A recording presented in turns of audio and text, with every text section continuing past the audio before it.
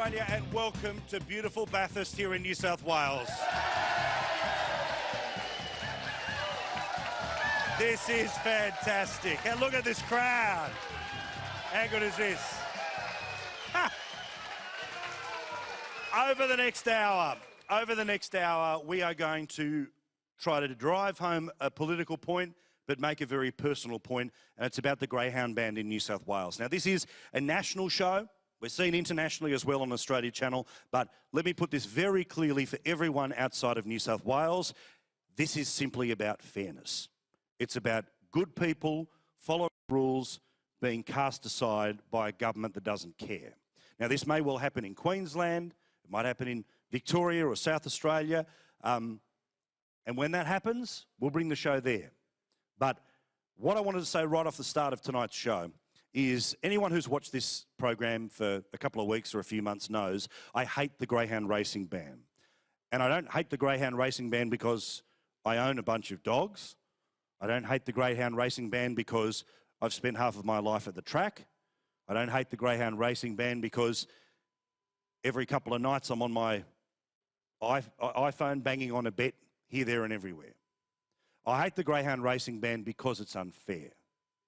I hate the Greyhound Racing Band because it's already illegal to kill a dog. It's already illegal to starve a dog. Animal cruelty is the least reason possible for banning of this industry. Now, there isn't a person that's here tonight that doesn't know that there have been things that have happened in the past that aren't cool. A different generation, perhaps, of doing things.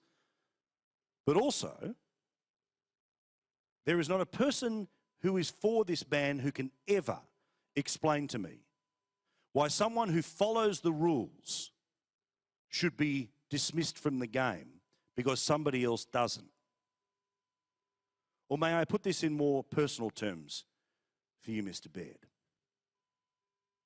When about a dozen Liberal MPs went before the Corruption Commission, did we shut down the entire New South Wales Parliament for being crook? Did we say, that's it, it's done, you're all a bunch of crooks, the Premier's got to go? What did you do? You turned around, you got rid of the people who were on the wrong side of the rules, because Premier, imagine if I said to you right now, you're corrupt. If I said to Troy Grant, you're corrupt, how would you feel? As you're sitting there with your family, you wouldn't feel great. You would feel, hang on, that's a stain I don't deserve. Well, look around you, Premier, because your government has said that every single person here is illiterate, is a crook, is uneducated, is cruel and dangerous to their animals. That is not true, Premier. I've seen today around this town and in the weeks preparing to come to this town, people who have borrowed money to do the right thing. People who have moved town to do the right thing.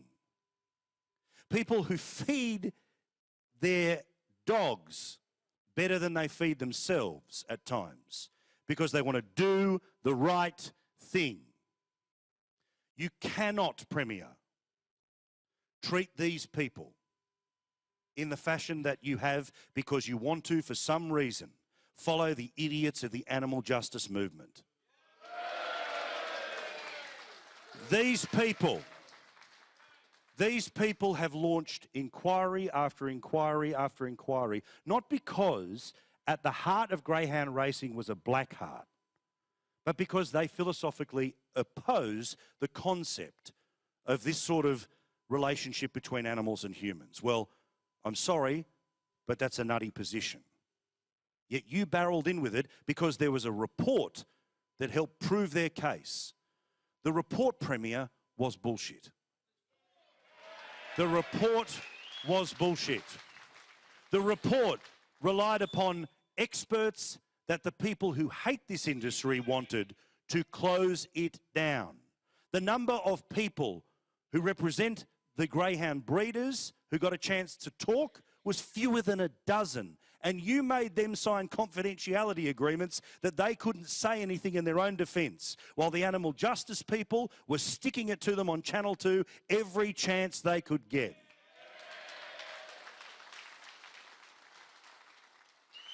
We do not shut down an entire industry because parts of it have got it wrong. We do not ban everyone from driving because some commit crimes. We do not sack our entire parliament because some of them are corrupt. Premier, a good government has made a bad decision.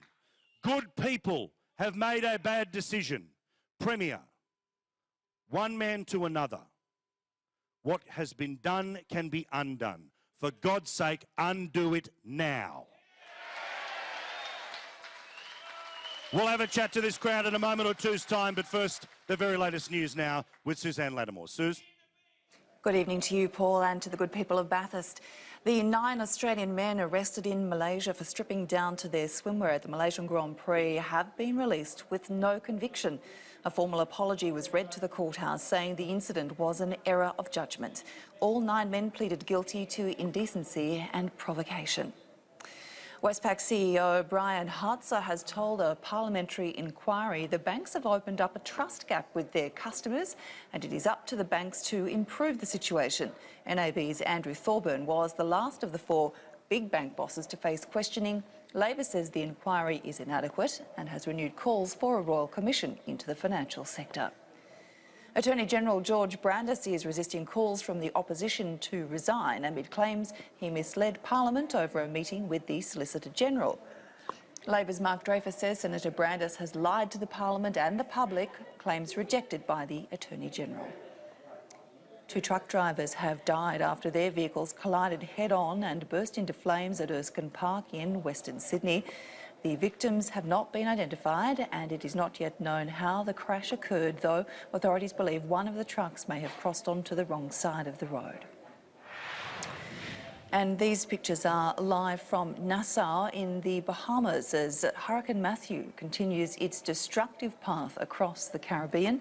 The powerful storm is expected to intensify as it heads towards the United States, where a mass exodus is underway in 4 states. That's the latest news. Back to Paul Murray live from Bathurst. Thank you very much, Suze. That footage looks slightly creepy. Welcome back here to Bathurst in the central west of New South Wales. What a good bunch of people we have here.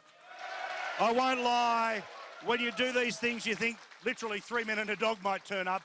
But an awful lot of people, and these good people have come from far and wide. Some people promised to come from South Australia. Did they end up turning up? Yes? Stand up for us. Who are the people who came from South Australia? Are they around? Anyway, I've been told they're here. People from South Australia, people all over New South Wales and lots of different places. We'll have a proper yak to them a little bit later. As always, with this show, what we want to do is, again, Premier and Deputy Premier, if nothing else, Nationals MPs, National staffers, Nationals members of the party. Time to look people into the whites of the eyes of some of the people you're going to screw over with this thing. Ladies and gentlemen, can you put your hands together for these 3 gentlemen here? Len Haring is the president of the Mudgee Greyhounds. Paul Wheeler is an owner who's come to us from Young, and Jason Lynn is the manager here in Bathurst. Lads, good evening. Thank you very much for having us. How's the past couple of months been for you? Absolutely terrible. Honestly, been terrible. My life's been shattered because of this. The excuses that had been put up for this ban, the supposed cruelty, the supposed industry looking the other way. What can you tell people who don't know the industry as well as everyone here about why those claims are just not true? Well, because in general, everyone in this industry loves their greyhounds. A lot of us have been in the industry a long, long time. You just wouldn't survive if you did the wrong thing. I've been in the industry for 20 years. I've never ever done the wrong thing, and I think I could speak for everyone here. So Paul, give us an idea. I believe the report to be deeply flawed, the science behind it very flawed, and the experts that they got to be people who were very skewed. But obviously, in all of my advocacy for everyone in here, there have been people that have got it wrong or done the wrong thing. What needs to change in the greyhound culture that you can tell the Premier or the Deputy Premier, everyone gets, everyone's already doing, to mean you get another shot at this? Well, we've already, in New South Wales, we've already reduced our breeding by 50%. The thing that concerns me about all of this is that the government is hanging their hat on the Mercury report, and we in the greyhound industry know that that's flawed. I've met with Dr. John Kennery twice, and in the Mercury report it's saying that there's 6,800 greyhounds in New South Wales. Dr. Kennery is telling me that there's between 20 and 22,000. I think the latest is that there's 19,000. So there's 3 times as many greyhounds in New South Wales as the Mercury report's stating. We've also got a circumstance where Ernie supposedly drowned pups at birth. No one knows where Ernie is. No one knows if he exists or what's going on. The report, the greyhound industry knows that the report is flawed, and the government is hanging their hat on it. And I think the government is going to come out on the wrong side of the fence on this one, real big. Why do you think that the government has doubled down so hard? Because to me, I found it amazing that those Nationals MPs voted for it in the first place. I think it's piss weak to abstain or say you've got a problem with it or vote for it and then come back to the community and pretend to care. They had a chance to vote no. But why do you think that they tumbled in for this? They're supposedly people who represent the area that know better. Well, it's strange. It started off with the 4 corners, the live baiting, and no one here agrees with that. We all agree that anyone that does anything like that should be treated. We had the rules in place. We can look after that sort of thing. The next thing it went to is welfare, and it strikes me funny with welfare that they're insisting that all these rules be placed upon the greyhound industry with so-called wastage and that, but they're focusing 100% on greyhounds and they're not focusing on the other codes of racing. And it's just ironic to me that the greyhounds are being persecuted. My own personal belief is I believe that there's more behind this. I think it's dollar-driven somewhere. What happens to your life if greyhounds disappear? Well, life basically, I'm lucky in a way. I'm actually in a supermarket. I work at full time, and I was going to retire when I turned 60 and concentrate on my greyhounds, and I had my establishment set up for that. I invested in quite a lot into a new kennel block. Everything is just state of the art because I preempted the changes that were going to be needed to be made. And I'm now set up. I've got 3 brood bitches ready to go for breeding, and they're, well, you know, everything was targeted towards a future of doing greyhounds full time in my retirement. It's shattered. It's changed. I might have to now work till I'm 70. I'll be the oldest shelf stacker in Australia. Oh, fingers crossed not. Fingers crossed not. Jace, thanks you firstly for everything you've done for us here in putting this together. Thank you to the locals that have donated meat for the barbecue. It's been a pretty bloody wonderful thing that you've been able to pull together for us. I really appreciate it. Yeah, you're a good egg. Appreciate you coming out, mate. You're a good egg. Give me an idea, if greyhound racing stops as planned on July the 1st next year, obviously the owners and the trainers, but give me an idea about the other people who are dudded by this. Oh, it's just going to be ramifications that are enormous. I've got local produce suppliers, everyone's travelled here today, people have travelled distances, people are getting fuel here tonight before they leave town. The ramifications are going to be massive. Let alone my owners and trainers and my volunteers that come during the week that keeps them busy, keeps them out of the house, and whatnot to come around, pot around the track and help me. Not only that, if I can come in there, the whole nation revolves around New South Wales. New South Wales is a breeding state.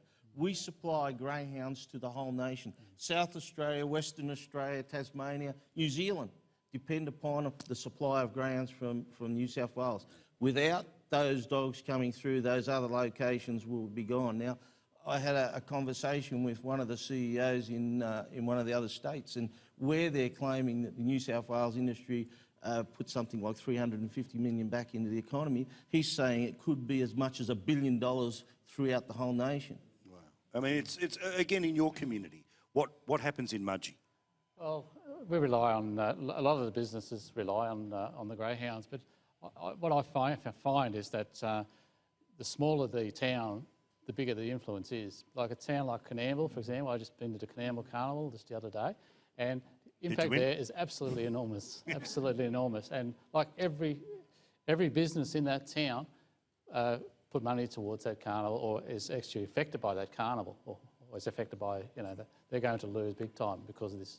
I wanted to ask all three of you, in the things the Premier said, the things the Deputy Premier said, or some of the reporting about this, what's the biggest lie that you have heard, read, seen in the past few months of people trying to justify this? Jace? Biggest lie.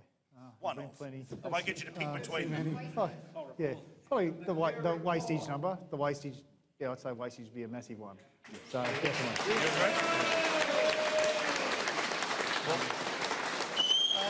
The wastage and the number of people involved in live baiting, I think it's pretty cruel. The way the government's portrayed that is they've actually put ads on, which we all call propaganda ads, to show live baiting, and those ads were actually made from footage of acts that were done outside of New South Wales. So the footage has been obtained from acts from outside of New South Wales used against the New South Wales industry, which is just propaganda. It's nothing short. It's extraordinary. I mean, those ads, I mean, I love that the website's got the word justice in it. The whole thing couldn't be exactly the opposite. But again, what's the great fallacy of what either the animal justice people who'll be jumping around on Twitter or getting ready to send me cranky emails, what's the biggest lie that they keep pushing about the industry? Not an inconvenient truth, but just outright lie.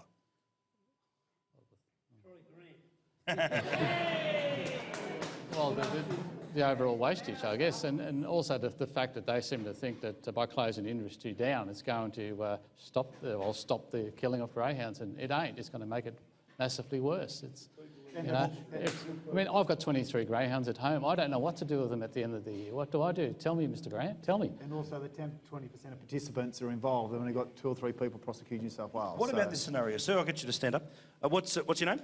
John. G'day, John. I'm Paul. Nice to meet you, Paul. G'day, brother.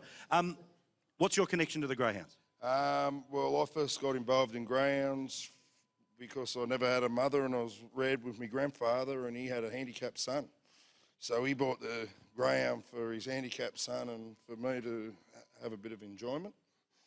And now I'm a 3rd generation trainer, and I do it as a professional. And mate, I've got a 15% disability, cannot get a job. You try and get a job with a 15% disability, you will not get a job. And I also hire another bloke in town that can't get a job. And I'd also like to say a friend of mine died this week with a broken heart. He had 3 greyhounds. He wanted to get one of them back to the track. He went up to Paul Toole. He said, I've got 3 dead dogs in my car. He said, come out and have a look at them. And Paul Toole went, what? And he walked out. He said, there they are, 3 dead dogs. You know, well, all well. And the other day, he died at home. He was a lonely man, and greyhounds was all he had. Yeah, and they're the stories. Like, I know a lot of these people here, we're all got similar, you know, we've got connections with our animals. They're not animals. It's not a toy. This is part of your life. It's part of your family. Thank you, mate. Appreciate it. I really do. Good on you, John. Thank you. Thank you, mate. Thank you, gentlemen, for everything you've had to say. All the best with the fight. Now, the Murphy family, a wonderful group of people. We'll have a chat to them in a moment or two's time, but I had the chance to go and have a look at their property, which is not too far from here in Bathurst, just to give you an idea at home about what it actually looks like. Not the stuff you see from Animals Australia, the stuff that actually people who take care of greyhounds with all their heart and soul, this is what it looks like. So, okay, so give us the idea here. So you're from Sydney originally? Yep. You turn up here and all of this is, you've done all of this? We've done, my wife and I, we've done all of this ourselves. There's nothing, absolutely nothing here. We started from scratch. So forgive me for asking, but how much does it cost you to go from nothing to this? At the moment, we're sitting at about 300,000. Wow. On top of the purchase of the property, of course. Wow. So, how often would there be times when you were setting up this business where you would go without, the kids wouldn't go without, but you would go without because the dogs needed something or the kids needed something? Yeah, they get fed pretty well. a few times, 2-minute noodles for dinner, and you know. Yeah. They don't go without, that's for sure. They're the kids and the dogs are the priority. Yeah. So why do you love them so much? just grew up with them. Yeah, Love them. just love them. You not love them. Because that's the thing, the single greatest amount of bullshit that might be being spun here is that greyhound breeders or racers, there's some sort of bloodlust or something sort of rough and tough about them. But you love these dogs. We do, and I'd say 98% of the people in the industry would still race if it was for a meat tray. What happens to your life if the ban does take place? I mean, the financial cost is pretty obvious, but what happens emotionally? What happens socially? What happens? We pack up. Yeah, Move. we can't afford to stay. It would bankrupt us. What do we do with 10 acres with nothing to put on there? Yeah, Nothing to do. it's So, you know, who's going to buy it like this? So it's we don't know what we do. We've been thinking about. I try not to what think we're about gonna it do. too much. It's too hard to, you know. Because that was never a plan. We never had a plan B when we're finished, Yeah. because we've only just started, really. I can't wait to introduce you to that family in a moment or two's time, and the beautiful Naomi, who's in that package, is here. She said something to me that's absolutely rung in my head all day long, which is about greyhounds. They're not killing machines; they're chasing animals. It's an important point to know. Do you agree with that, as people who understand it? All right. Quick break as we're live here in Bathurst in a moment or two on Paul Murray Live. Thanks again. Big show.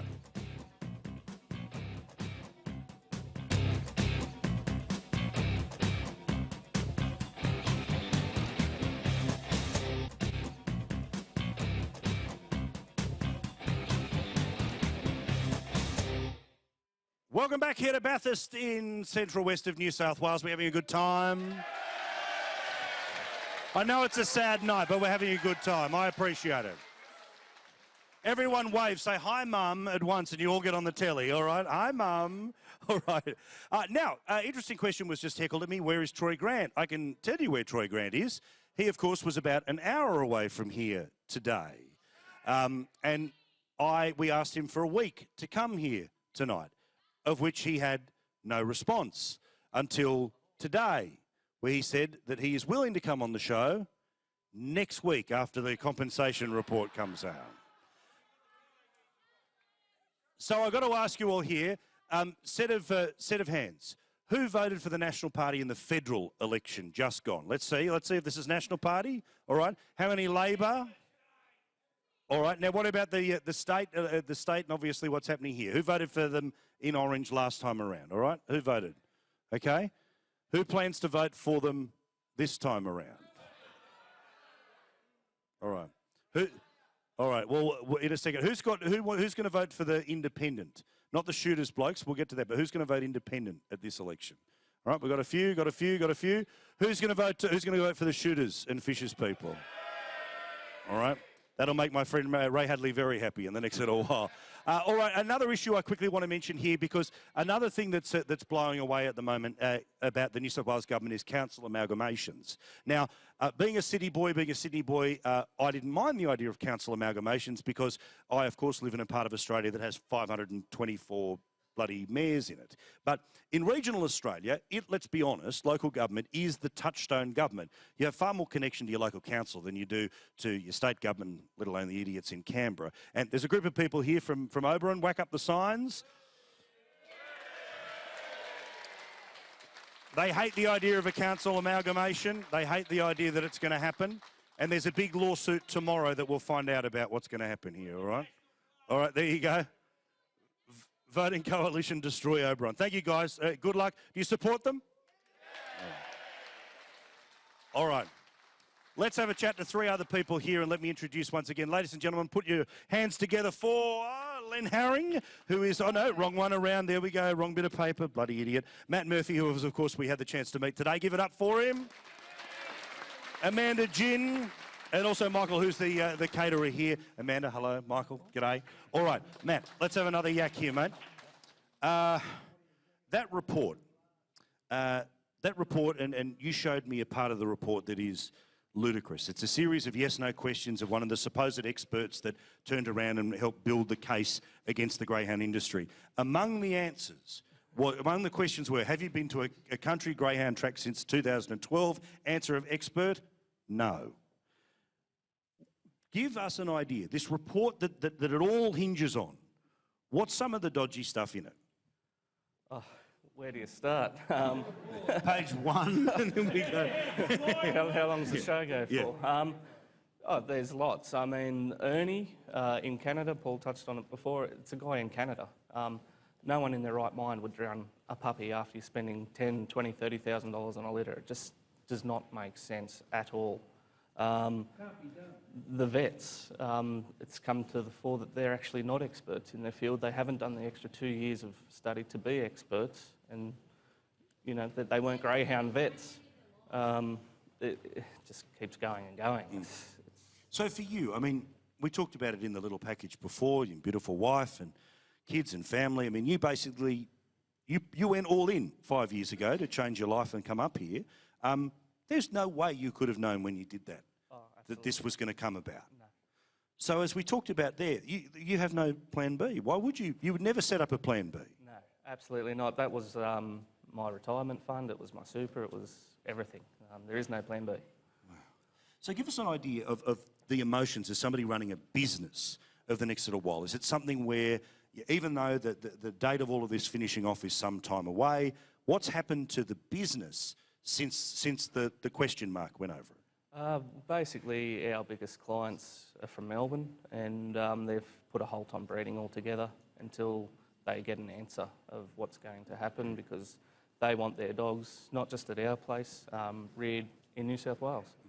So. Now, again, I was saying with Naomi before, but the idea of, and again, I just want to ask you this here, Amanda, too, is that I'm trying to think about the caricature that's been built of the greyhound industry and the caricature that's been built of greyhounds and what they're about. The idea being, oh, they're a hunting animal from way back when, and they chase bunnies and they kill bunnies, all the rest of it. Give me an idea in 2016 of what the hunting instinct is of a greyhound versus the chasing instinct of a greyhound. Well, for example, my dogs aren't allowed outside without a lead and muzzle, so there's no way they can hunt anything. So the only time that they ever chase is when they're on the track behind a lure. So either at the trials or the races. And, you know, greyhound people have cats that sleep next to their racing greyhounds. They have dogs of other breeds. They mix well with any other animal. Do you know what I mean? So it's, they can chase if they want to. You can't make them chase. They can if they want to, but... What have you given up for your dogs? Social life. Social life. Who's given up their social life for their dog? Yeah, all right, good. Who's got a babysitter for the dog tonight? Yeah, you've got one, good. Yeah. So like in my family, there's 4 of us, so we all have to take it in turns going to any social function. So we all can't attend anything at the same time. So like tonight, me and my son are here. And it's weddings, people's birthdays, everything. Someone always has to miss out. I don't really go out with any friends or anything because I work on weekends as well. I have another business. So my dogs in my life, they will come first. They are my responsibility. I chose to have them. They will always be my #1 priority. If I have time after that, then I will socialise, but I socialise with my greyhound family. Yeah, very nice. Michael, give me a, that's good. Good on you, man. Michael, you're the caterer here. So you're an example of what we were talking about before, the next level business that literally gets wiped out here. What risk did you take to start a business here? Well, we approached the opportunity in May. I took the opportunity on. I have a 14-year-old and a 15-year-old son and daughter. I thought it was a great family environment to involve my children with. I've seen nothing of any nature of what the accusations have been thrown out there against these individuals and everybody involved. It is Australia's family sport. And the simple fact is the family includes the animals. It includes, okay, well, I've seen people here put the greyhounds first, come and buy sausages, for instance, just so the dogs make the weight. They have to race within a certain amount between races, and the people care for them. They'll make the dog eat first before they do. They put themselves second to this, like the dogs themselves. Now, I can actually see from the industry, like from my point of view, I can't chase down functions because the association's been tarred with a brush. Now, to actually make this business viable for myself and for my children and for their future, we have to create a future. Now, that's all we're trying to do. That's all these people are trying to do. They're trying to create a future for themselves, their families. They're putting things into place that we all try to do to make our lives easier. Now, for somebody to come in and say, sorry, you're doing it wrong, it's not Australian. It's not sport, it's not Australian, it's uncharacteristic, and it's a shame. It's a really bad, I don't know, from an international point of view, for the fact that the actual information was released on Facebook, okay? That says it all, okay? It should have been held in-house, it should have been held in forum. Everybody should, industry participants should have been informed before the rest of the world. But those people as well, I mean, do you get a sense too about the politicians, you know, did they look you in the eye one day, 1 week, and then, you know, do you in the back the next? How did they behave? That's right, yeah. Good point. Definitely, we had a phone conversation on the Friday with our local member, was, you know, against the ban, for us, hated the Greens, you know, all the stuff you want to hear. And then by Monday it turned to compensation when he was looking, and I said, you know, we don't want compensation. We want, you know. Yeah. Well, that's the question of compensation here too, is that, I mean, they're talking about an upped figure of $1,500. Give me an idea of what does it cost to breed and raise and race a greyhound dog? Well, in 1 litre, for a start, you're looking at, well, inseminations. Then you've got your time and effort, like, you know, people sleep down in the whelping boxes, you know, like me, for example, and everybody else. Then until they're, like, racing 2 or 3 years old, you're looking at $20,000 and $30,000. I don't know how $1,500 is going to cut it. But, you know, none of them have ever been to a dog track. They can't judge me and my greyhound family because they can never buy what we have, and that's guts and courage and determination. So they think they're going to beat us. You know what? Come to a dog track, and we've got everything that they don't have. Good on you, Dale. Give it up, that's awesome. That's awesome. Bloody oath, bloody oath. Bobby, I'll get you to stand up for a second here, mate. Bobby, you're a local councillor. No doubt you've seen a lot of the reaction here. If this track goes, what happens to a city like Bathurst that, yes, is famous for what's happening on the mountain right now, but this is what happens here all year? Yeah, and they should be thinking about the dogs here tonight, what we're doing for the dogs, you know. The mount's up there, the dogs are out here, and that's why I'm here, and I'm glad you and other commentators have brought this to the attention of Mike Baird, because he's made the wrong decision and he's got to change it. He's the only one who can change it, and he's got to change it. And, you know, like, I'm out here, poor Matty and that, you know, I've heard his story, you know, and it's disappointing as a councillor that a business comes to town of Bathurst and then it's going to be all thrown away just like that with one bad decision. Yeah, a disgraceful decision. Well, good on you, Bobby. I appreciate it. Thank you very much. Let's have another chat here as well. Hello, what's your name? Lynn. Lynn, tell me what's your connection to the greyhounds and why you're here tonight? I've been a licensed person for 38 years. My family are all involved. We've now got our 4th generation involved. In that 38 years, I've never had a fine, suspension, disqualification, or even a reprimand. I am a victim of this ban, and I am being made to feel like a criminal, and I'm not happy, Mike Baird. So what's your message to the national MPs who are going to get together on Monday to work out how much money they think it's going to take to buy you off? No money will ever buy me off.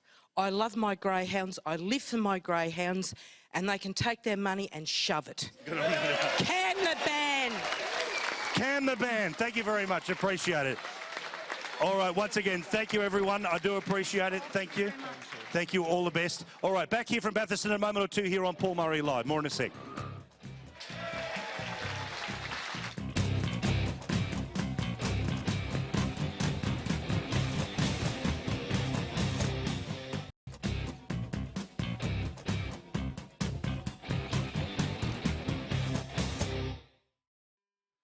Welcome back here to Bathurst in beautiful New South Wales. Having a chat about the greyhound industry. It's getting late at night for some people that have been up for a very long time. I've been reliably informed that there are at least 2 spies of the local National Party that are in the audience this evening. Fellas, it's not that hard to spot you, firstly. But secondly, this is on TV, you know. If you want to be part of the show, you know what to do. Hashtag PM Live, email pmlive@skynews.com.au, and feel free to tell the bosses, don't send the soldiers, send the chiefs. It's time to talk to you on television in front of these people in the next little while. All right, let's... we've got about 10 minutes, and I want to try and talk to some more people who've got different perspectives on all of this, including the political perspective that's going to happen in the next little while. But I quickly want to race around these people here, just quick points that need to be said in the next couple of minutes. Stand up, sir. What's your name? Right, Sid, now you were mentioning to me before, so let's have a chat on the telly. The bloke Peter Volandis, boss of... I'd like to know why Peter Volandis knew and got good information that they were closing and banning the greyhound industry 2 months before the McHugh report.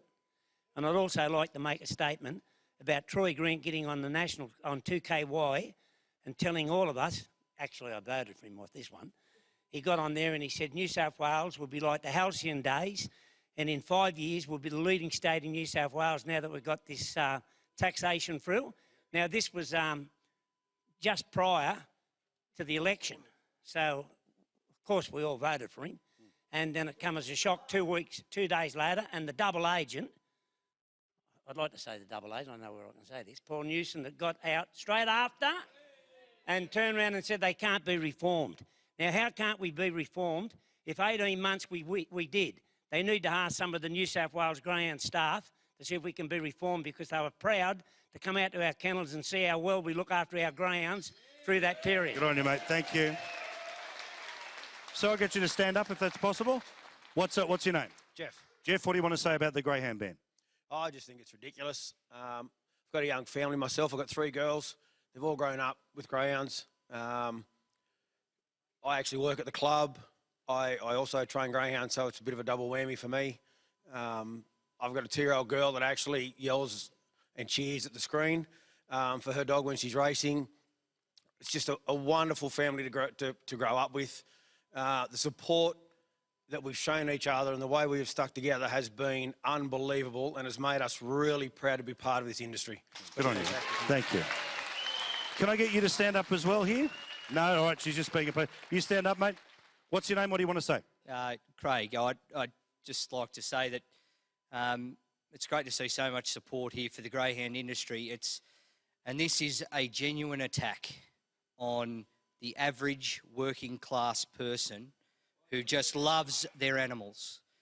And there are a lot of people that aren't even involved in greyhounds, Paul, that see this as an attack on them as well, because their feelings are, well, what's next? And that's certainly a resonating feeling throughout the Central West and also other parts of New South Wales. This is a message to the politicians that you can't just strip away the very fabric of working class people. You can't strip that away. And when you do, people fight back. And that's what we're seeing tonight. Good on you, mate. Thank you. Good on you. Appreciate it. Bloody oath they fight back. Let me introduce you to these 3 gentlemen. Ladies and gentlemen, get your hands together for Brenton Scott, who's the CEO of the New South Wales Greyhounds. Phil Donato, who is running for the Shooters and Fishers Party in the seat of Orange. And Scott Munro, who's a former member of the Nats but is now an independent at the upcoming election in the seat of Orange. G'day, one and all. So, Phil, I'll just quickly talk about the politics here. There's a by-election happening in November, and it's virtually, it's very unlikely that they're going to win anywhere near the way they did before. But give me an idea. When you put your hand up and said, you know what, I'm going to run for the Shooters and Fishers, greyhounds wasn't an alive issue at the moment. But you look like the bloke who is most likely here to challenge. What do you think is going to happen? Well, I hope that what's going to happen is that people are going to see through this facade that the National Party has delivered to regional people, to good people. The impact of this ban's had on these people is absolutely devastating, as you can see here tonight. There is a real common theme, an underlying theme I've seen amongst the community which I've been speaking to. People are fed up. They don't trust the National Party anymore. They're looking for viable alternatives. I believe I can deliver for Orange. I'm a strong voice for Orange. I don't have any allegiances to the major parties, and I feel that I can really do an excellent job representing these fine people. Good on you. Scott, it was rude of me to say that Phil is the man most likely, because you may well be the man most likely to end up being the main challenger to the National Party. You're a bloke who is very identifiably national, has been a lifelong national. Why can we believe that you've broken up with the Nationals rather than you're having a tiff on this issue? It's unjust. It's unjust. My Auntie Alma had greyhounds when I was a little boy, and I spent a lot of time with those, going to Wentworth Park, out to Richmond, all those places. I've had race horses all my life. I'm a farrier. You know, you do what you think's right. And as soon as this, before state pre-selection, which I went for, I stood up for the dogs, and I spent 4.5 minutes of my pre-selection speech on the dogs.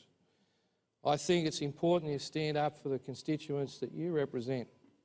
And as a rural person, a farmer, I love my animals too. All these people love their animals. And most of these people here are farmers' sons and daughters. And that's what the National Party's doing to these farmers' sons and daughters. And we've got to, it doesn't matter if you're an Orange City councillor or a Bathurst councillor or a person higher in politics. You look after your constituents. You do what's right. And Paul, it takes balls to do what you do. You've got to get into it. You actually have to represent the people that are getting trod on here. Now, if I'd like to say anything to National Party voters, National Party people out there, you know what's right. Can the ban. Get rid of Troy Grant next Tuesday.